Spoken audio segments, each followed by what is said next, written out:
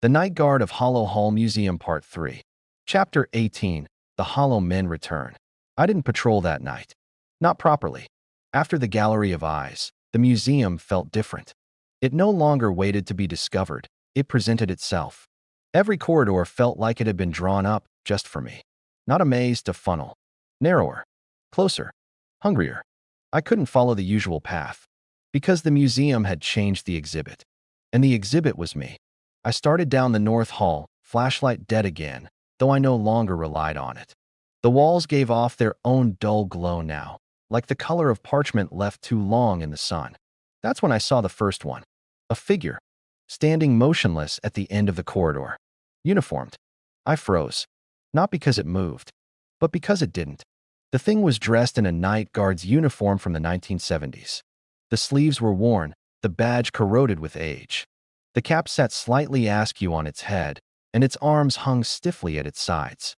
Its face was featureless, not blank, smooth, like the skin had been stretched over a skull and forgotten how to be human. I stepped closer. It didn't move. Its chest didn't rise. Its fingers didn't twitch.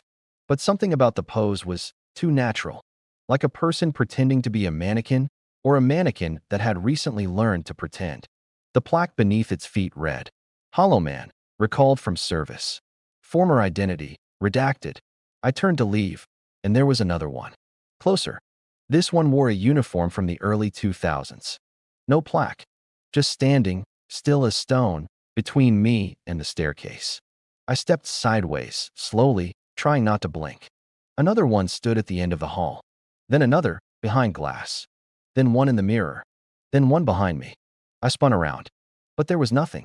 Just that feeling again, like someone had been breathing down the back of my teeth. The mannequins hadn't moved. But I had. And somehow, they always ended up nearer. I retreated to the east wing. The toy exhibit was darker than usual and silent now. No laughter. No footsteps. But when I turned the corner near the surgical room, I stopped. There were 6 of them now. All mannequins. All guards. Lined up along the hallway like a procession. As if they were walking the route with me. I walked forward. They didn't move. Until I passed the third one. Its head tilted. Just slightly. Not a twitch. Not a glitch. A choice. The featureless face turned toward me as I passed. Chin raised. Spine straightening by a fraction of an inch. A nod. I backed away slowly. Who are you? I whispered, voice trembling. Nothing. Just the stillness. But in the flickering light above, their shadows looked wrong. The mannequins didn't move. But their shadows shifted, leaning inward, arms beginning to reach out, one finger extended toward me. I turned and ran. Not a sprint. Not panic. Just that desperate kind of jog that says don't look back, because you know they will be there. I reached the foyer in time to hear the grandfather clock strike 13. Again. And as the chimes echoed through the stone like thunder, the mannequins entered the foyer. One by one. Silent. Lined up along the base of the grand staircase. I stood frozen, heart pounding. They weren't moving anymore. They were watching. And then, one of them lifted a hand. Palm up. A key rested in its palm. Brass. Identical to mine. Only this one had a number engraved into its base. 36. I checked my pocket. My key had no number. Just that same question mark shape, cruel and bent like a hook. But when I looked up, the mannequin was gone. So was the key. Back in the guard room, the journal was open. No ink this time. Just one sentence burned into the paper, as if branded. 35 before you. You make 36. The exhibit is nearly complete. And at the bottom of the page, a line I didn't write. One of us nodded because he remembered being you. Chapter 19. The journal continues itself. By now, the journal should have been just a record. A document. A dead object. But on the 6th night, it began to change. Not just by showing me new entries when I wasn't looking, or logging events I hadn't written. It began to respond. It started with the ink. I had returned to the guard room after making a circuit through the eastern corridor. Another restless walk, another dance with mannequins who shifted between shadows. The journal was where I left it, lying open on the desk. Except the pen I had kept capped inside it had been uncapped. And there was fresh ink on the nib. I hadn't touched it. My fingers hovered over the page. The journal was open to an entry from 2 nights ago, my notes from the Gallery of Eyes, where the blinking walls had warned me not to become them.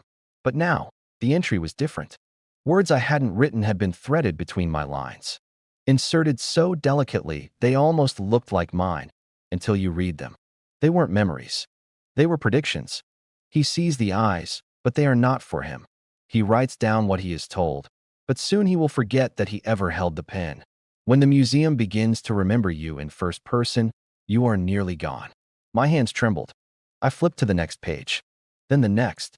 Pages were filling themselves. In real time. The ink bled in slow, perfect lines across the paper without any hand to guide it. The journal breathed like a living thing, fluttering open and closed, its spine creaking softly with each motion. And then I saw the first new entry from someone else. I am standing in the north corridor. I hear them behind the glass. They haven't blinked in 12 minutes. I think they forgot how. I think I'm forgetting too. No date. No name. Just panic. Just presence. The entry went on for paragraphs. Every sentence shorter. More jagged. The museum changed my name again. I wrote Harold D. into the page, but the book corrected me. It says I was always Marcus. I don't remember being Marcus. Did you? That name. Marcus. The name originally used in my own summary before we changed it. But I had never written it into the journal. And yet there it was. I flipped to the very back of the journal. A blank page stared back, until the ink blossomed across it like frost. J. Calder is writing this. He believes he is writing this. He does not yet know the writing is writing him. I shut the book, tried to throw it across the room, but I couldn't let go. I stood there, frozen, hands locked around the leather cover, as if something in the spine had grown roots into my fingers. My mouth opened to scream, but no sound came. Then the journal flipped itself open again. One page. New handwriting. Tighter. Sharper. Familiar. Mine. J. Calder walked to the door. J. Calder opened it. J. Calder saw himself. I dropped the book and turned. The guardroom door was open. I didn't remember opening it. And standing just outside the threshold, where the hallway light cast long shadows, was me. Not identical. Not exactly. My face. My build. But older. Eyes deeper. Skin gray. Uniform stiff and dusted with age. No voice. No breath. Just standing there. Watching me. Waiting. I stepped back. My other self stepped forward. One slow, perfect pace. The light flickered above him. And for a moment, just one moment, I saw dozens of him behind him. Versions. Failures. Drafts. Each a little more blurred, a little more hollow. A museum of J's. I slammed the door. Turned the lock. Sat on the cot, heart punching inside my chest. The journal lay open beside me. Flipped to the next entry, already written. He closes the door. He will open it again. They all do. And beneath it, scribbled in frantic, jagged ink.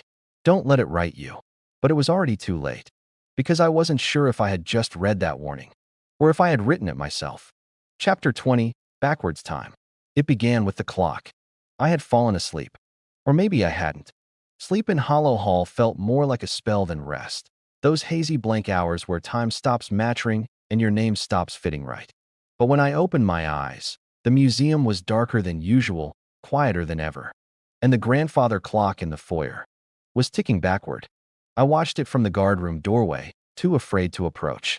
The long hand retreated 1 minute at a time, each tick louder than the last, echoing like a hammer down a well. Tick. Backward. Tick. Backward. The time rolled back from 3:16 to 2:59 to 2:45 to 2:22. And the air began to shift with it. The dust lifted from the floor and returned to the shelves. Faded fabric along the curtains grew rich again, unfurling like a time lapse in reverse. The burned-out light bulbs overhead flickered with new life. The museum was undoing itself. I stepped into the hall. It felt like walking through a mirror made of wind. My breath moved in the wrong direction. My footsteps no longer echoed. The exhibits along the corridor shimmered under their glass, their contents trembling slightly, like water disturbed in a deep well. Then I saw it. A display labeled Extinct Anatomies was visibly rewinding. Where once there had been a bone saw and a cracked human skull under spotlight, the pieces now floated, reassembling. The blade reattached to its rusted handle. The skull sealed along its fissures, then paled to youthful bone. Tissue returned. Eyes. Veins. Hair. A man's head stared at me from behind the glass. Alive again, but not breathing. Trapped. The plaque beneath the exhibit changed. Redacted. Guard. 1948. Reversal in progress. I turned and walked faster. The museum pulsed around me. Paintings along the walls restored color. Tears vanished from faces. Firelight returned to portraits of burning cities. One woman, previously shown weeping in a ruined parlor, now smiled at a piano. The horror wasn't disappearing. It was hiding again, being painted before the tragedy. Time wasn't healing anything. It was preparing the wound. I passed the hall of portraits. The smiling man, the one who had once exhaled when I neared, was gone. His frame was empty. The paint had retreated back into the canvas, leaving a pale rectangle with only the faint outline of a man's head, unfinished. The plaque read, "Awaiting detail." As I moved down the hall, I saw more portraits fade, brushstrokes unraveling across the fabric like ink in water. They were being unmade, like memories rewritten before they'd been lived. Then I reached the mirror hallway. All 6 mirrors stood shattered in my last memory. Now, they were whole again. Each clean, dustless. Not even a fingerprint. As if they had never cracked at all. I stepped in front of one, the 4th. The one that had once shown nothing. Now, it reflected a full, intact version of me. Smiling. Holding the journal in one hand. A pen in the other. Writing. I turned the page in the journal. It was blank. Then the ink returned, in reverse. Lines unwriting themselves. Not fading. Retreating.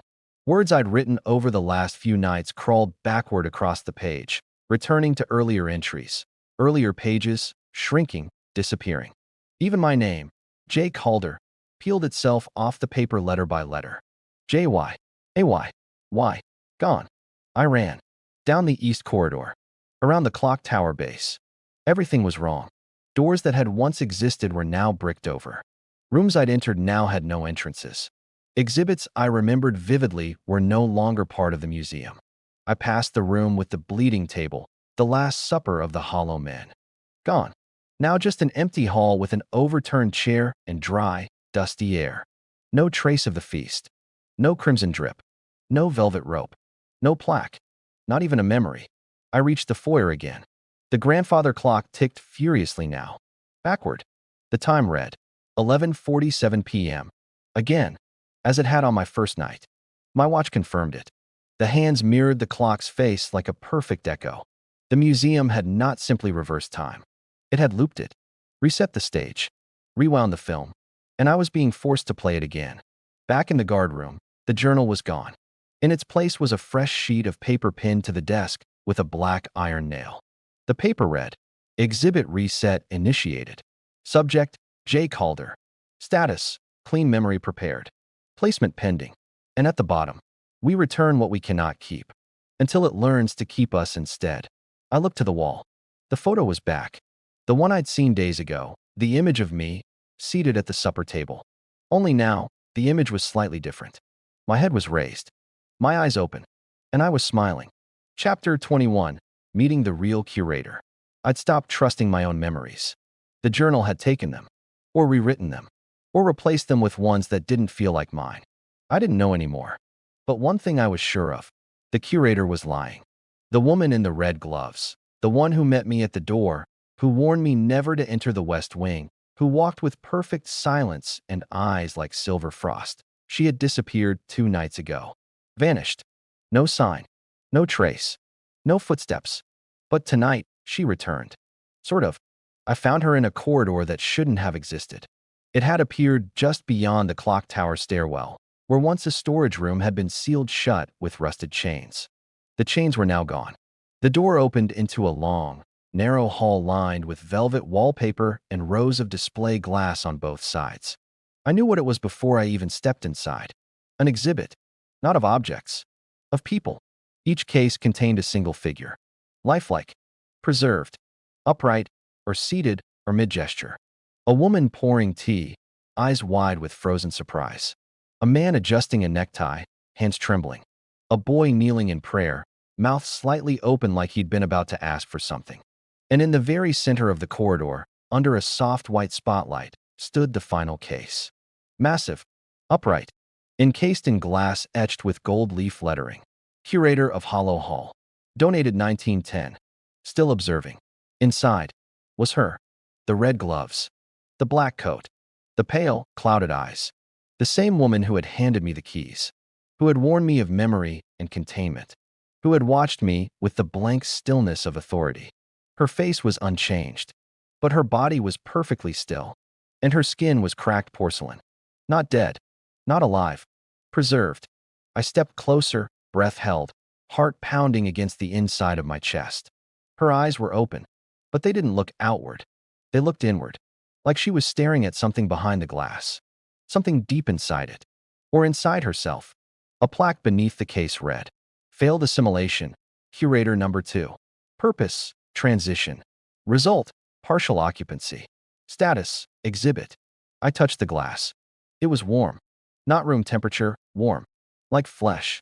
Like breath. Like something was still in there, just far enough removed to forget how to blink. Then I saw my reflection. Not in the case, but behind me. A tall, shifting silhouette in the mirrored glass. Limbs too long. Edges unclear. Robes that moved like ink in water. Eyes that were not eyes. No mouth. No face. Just shape. Just presence. The air pressure dropped. My ears popped. The air tasted like copper and electricity. Then it spoke. Not in sound. In meaning. Like thought pressed directly into the meat of my brain. She was borrowed. Not chosen. You are neither. You are made. I turned slowly. Nothing was there. Just the glass. Just the cases. But the shape lingered in the corners of my mind like smoke. And I understood something terrible. The curator had never been the one running the museum. She was just another part of the collection. The real curator was Hollow Hall itself. The museum wasn't built to house memory. It was memory. Sentient. Feeding. Forgetting. Replaying. The corridors were its veins. The exhibits were its dreams. The journal, its voice. And me? I was its next attempt at remembering something it had forgotten too long ago. I looked again at the woman in the case. Her lips had parted slightly. A crack had formed at the corner of her mouth. And on the inside of the glass, where breath would have fogged, a word had been traced in condensation. Run. I ran. Back through the corridor of glass. Past the others. Past the hallway that bent in ways I couldn't explain. The light turned red behind me. The floor shifted. The cases began to hum. And as I turned one final corner, I heard the museum speak again. Not with voice, but with presence. Do not run. Run long enough. And you forget why. Chapter 22. Escape Attempt. I didn't remember making it back to the main hall. Only that my hands were trembling, and I was whispering the word run over and over under my breath, as though saying it might make it true. The museum had lied. The curator had lied. And worst of all, I had believed them. But now, with the glass-faced curator frozen in display and the real force behind Hollow Hall watching me from corners that didn't exist, I knew what I had to do. I had to get out. Not in theory. Not in nightmares. Physically. Now. I followed instinct, not the route. Down back halls lined with crumbling blueprints. Past storage closets filled with mannequin limbs. Through the forgotten corridor where lanterns swung slowly on chains, though there was no wind. That's when I saw it. A door I hadn't seen before, painted bright red, with peeling letters above it. Fire exit, do not block. Unchained. Unsealed. Slightly ajar. My breath caught. Could it really be that simple? I hesitated only a moment. Then I pushed through the door and into the dark. A long stairwell. Rusty handrails. Concrete steps, damp and slick with condensation. The air smelled like old iron and rainwater, not like the dry rot of the museum. It felt real. Every footstep echoed in a way I hadn't heard in days. No hidden reverb, no mirrored footsteps. Just me. My boots. My breath. At the bottom of the stairwell, another door. Steel. Heavy. Green with age. I grabbed the handle and threw it open. And froze. The hallway beyond was Hollow Hall. But not the one I knew. Not exactly. This was a different wing. Or a different version of one I'd already seen. The same architectural style, but warped. Too clean. Too new. As if someone had just built it. The floor was polished. The light fixtures modern, fluorescent panels buzzing overhead. The exhibits looked fresh, almost sterile. Rows of glass displays, each carefully lit, each labeled. I approached the first case. My breath caught in my throat. Inside the display was a stack of journals, all of them identical to mine. Dozens, no, hundreds. Some pristine, others burned at the edges. Some open to pages with scribbled warnings. One had been punctured by a nail. The plaque beneath the display read, "Documentation attempts, cycles 1 to 134. I moved to the next display. A photograph, black and white, grainy. It showed a man in a security uniform. Me. Except different. Older. Eyes hollow. Smiling. His hand was pressed against a glass wall. A reflection of me was mirrored in the frame. Subject, J. Calder. Condition, escaped memory loop/relapsed. Reintroduced to narrative structure. I backed away. But the hallway stretched now. Longer. New displays on either side, assembling as I walked. I passed one filled with shoes, all identical. Size 11 boots. Laces frayed. Mine. Another. Voice recorders, each labeled with my name and dated entries I never remembered making. Then, a mirror. Freestanding. Clean. And in its reflection, the museum behind me was on fire. But when I turned, no flames. Just that cold, polished hall. I ran. Doors multiplied as I passed. Corridors unfolded like origami from the walls. Each turn spat me back into another version of the museum. The toy exhibit, but filled with new toys I'd never seen. The hall of portraits, with every face turned toward me. The dining room, now empty, the blood on the table still wet. No matter which door I chose, I ended up deeper inside. Not lost. Redirected.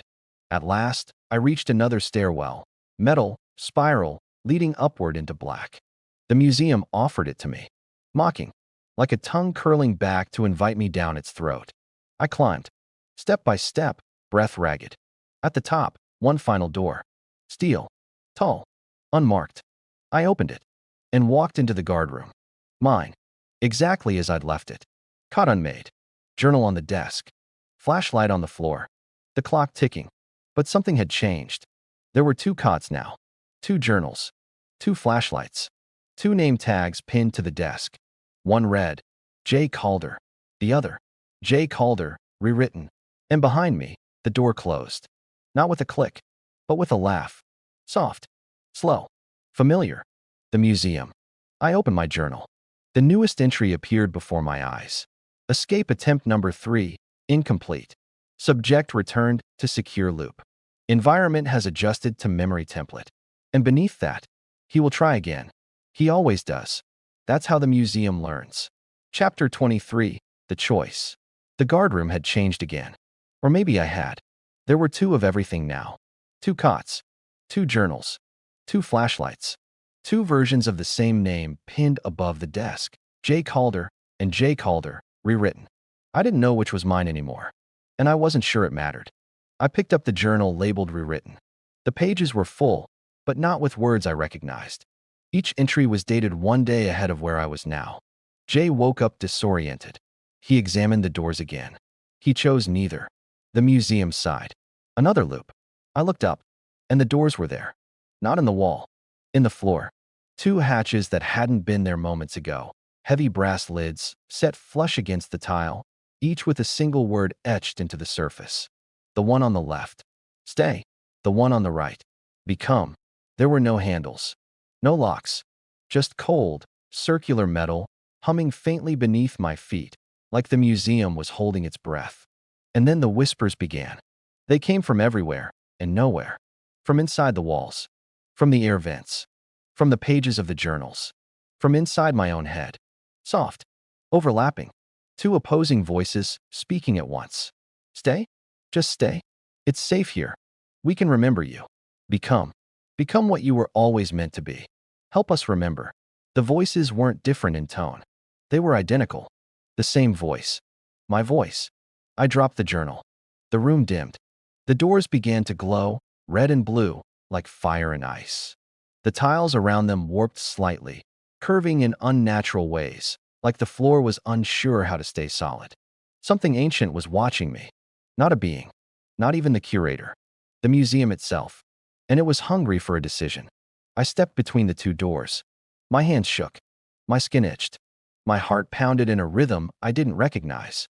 Every moment I hesitated, the whispers grew louder. Stay? You've seen too much to leave. Become. Let us shape you. Let us remember you right. Stay. Become. Stay. Become. A memory surfaced. The photo from earlier, of me seated at the supper table, smiling. In the reflection of the wine glass. The two doors. I'd seen this before. I'd already stood here. I was standing where the photo had been taken. I reached down, pressed my hand to the stay hatch. It burned. Not like fire. Like sorrow. The weight of everything I'd seen in this place pressed into my bones. Every exhibit, every ghost, every cycle. If you stay, you will be remembered. But not as yourself. I turned to the become hatch. This one was cold. But it pulled. Not a temperature. A direction. Like the gravity of the museum had shifted, trying to drag me into it. If you become, you'll stop being what you were. But you'll serve a purpose. The museum didn't want a guard. It wanted a curator. A replacement for the one it had locked behind glass. A vessel. A narrator. A memory keeper. And both doors were traps. One would preserve me. The other would change me. And I finally understood. The museum fed on indecision. It didn't need me to choose the right door. It needed me to doubt both. Because doubt prolonged the moment. Because hesitation was flavor. The longer I wavered, the more it could remember me differently. Twist me. Use me. Make me part of the structure. The test wasn't the doors. It was me. So I did the only thing I could. I stepped back. Didn't touch either.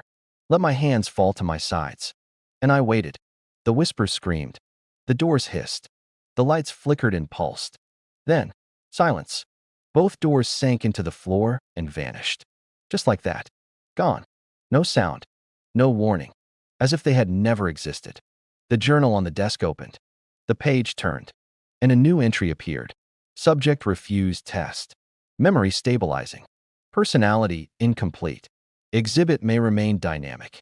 At the bottom, in bolder ink. He did not become. He did not stay. He wandered. And in the hallway beyond the guard room, the museum shifted again. A new wing. A new path. Waiting. Hungry. Chapter 24. The Night Museum Breathes. The museum had always whispered. In the walls. In the lights. In the echoes of footsteps not my own. But tonight, it didn't whisper. It breathed. The change came slowly. I woke on the cot in the guard room, if I ever really slept, and noticed the light on the ceiling was no longer flickering. It pulsed.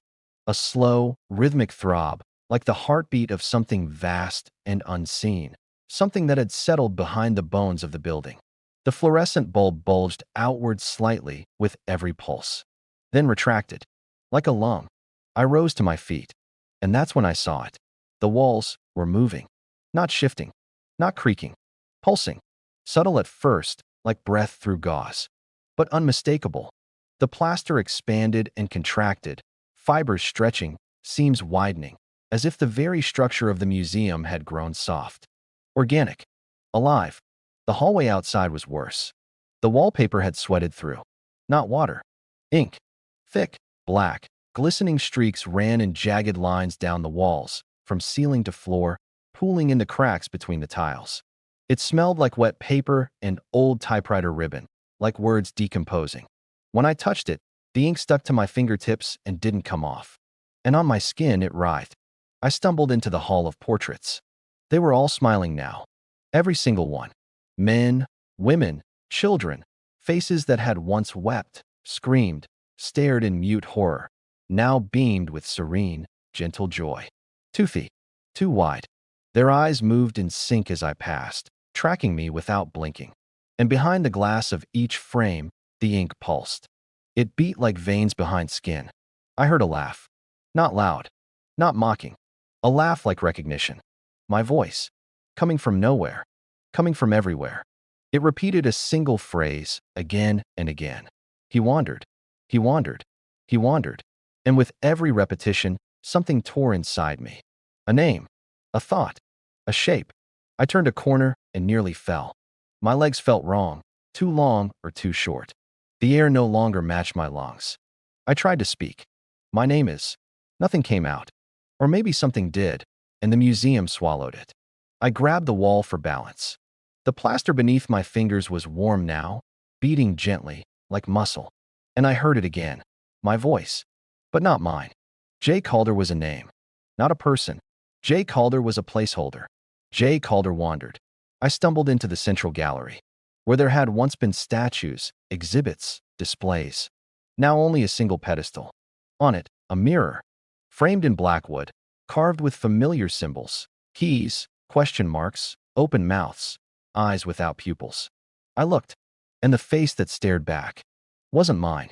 It had my eyes, my skin, but the smile belonged to the portraits.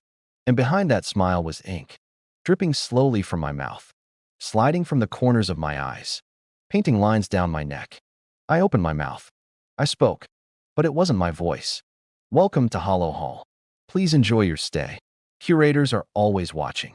We are always remembering. I stepped away, breath ragged. The walls groaned.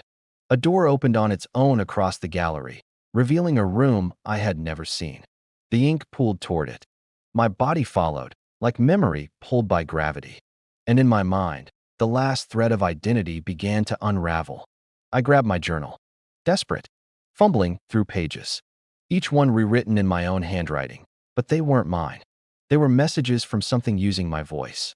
I found a blank page, tried to write. The pen scratched, but the words on the page didn't match what I intended. I meant to write, I need to get out. Instead, the page read, I am ready. And beneath it, memory accepted. Exhibit 36 prepared for placement. I screamed. The walls didn't echo. They absorbed the sound, like breath, and the museum exhaled. A warm wind swept down the corridor, carrying laughter and ink. Chapter 25, The New Exhibit. The tour guide's voice was cheerful, bright, practiced, hollow. It echoed across the marble floors of Hollow Hall Museum as the students filed in, shoes squeaking against the polished tile, eyes wide with disinterest and too much sugar from the bus ride. Their laughter filled the grand foyer. Their teacher followed behind, already exhausted. None of them looked up at the grandfather clock. None of them noticed it ticking backward. The guide led them through the exhibits with easy rhythm. This wing houses artifacts recovered from forgotten cities. These rooms contain paintings whose artists were never born. And this section, she gestured to a tall set of glass doors, is our most recent addition. Very special. The children leaned in.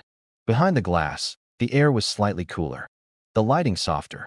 Spotlights above lit each case with reverent precision. The tour slowed as they approached the last case in the row, the one at the end of the hall, the newest. The boy saw it first. He broke away from the group, pressing his small hands to the clear glass, breath fogging the surface.